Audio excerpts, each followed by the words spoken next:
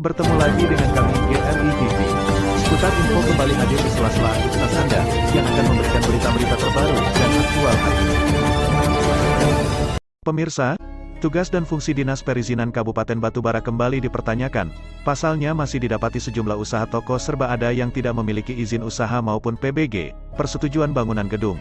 Kamis, tanggal 29 September tahun 2022. Terkait hal itu, Lembaga Ruang Keadilan Rakyat Indonesia melalui Jasmi Harahap telah mengirim laporan resmi ke Dinas Perizinan Kabupaten Batubara.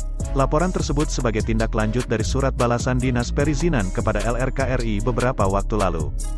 Dalam surat tersebut Dinas Perizinan mengeluarkan hasil di lapangan bahwa salah satu usaha Alpamidi yang terletak di Desa Pahang Kecamatan Talawi Kabupaten Batubara Sumatera Utara tidak mempunyai izin PBG, persetujuan bangunan gedung, alias ketika awal mendirikan bangunan tidak ada mengurus izin apapun.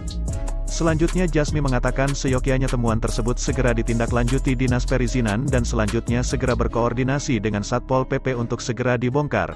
Sangat mengherankan, ketika Dinas Perizinan mengeluarkan surat resmi dan menyatakan bahwa Alpamidi Desa Pahang tidak ada PBG, maka timbul pertanyaan kita kenapa tidak langsung dihentikan pembangunannya waktu itu, dan kenapa tetap bisa beroperasi, tandasnya.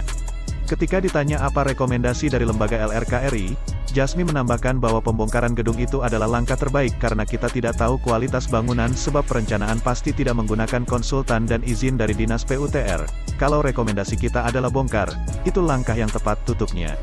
Sementara itu John Sitanggang, salah seorang pegawai Dinas Perizinan Kabupaten Batubara, membenarkan adanya usaha Alpamidi yang tidak berizin dan tidak mempunyai PBG.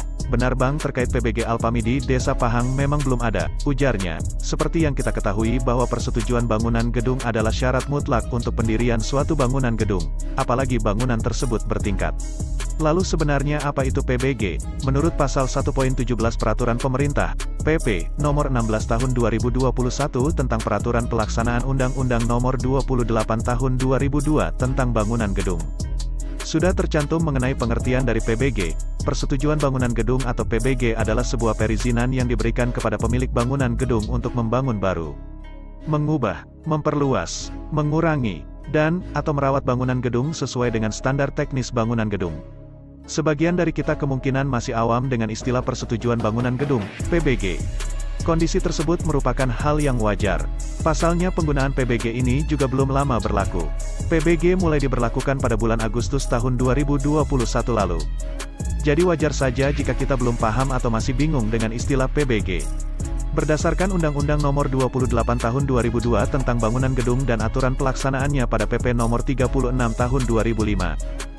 Juga disebutkan bahwa salah satu syarat untuk mendirikan bangunan adalah dibutuhkan adanya dokumen izin mendirikan bangunan IMB. Bukan hanya itu saja, dalam hal yang lainnya IMB ini juga sangat diperlukan. Salah satunya ialah sebagai syarat dalam penerbitan SLF, Sertifikat Laik Fungsi.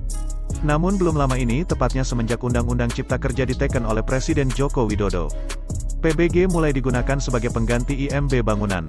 Adanya PBG ini tentu saja perlu dimiliki oleh para pemilik gedung sebelum mulai membangun gedung. Namun yang sangat disayangkan di beberapa daerah SKPD terkait terkesan tutup mata dengan praktek usaha tanpa izin tersebut.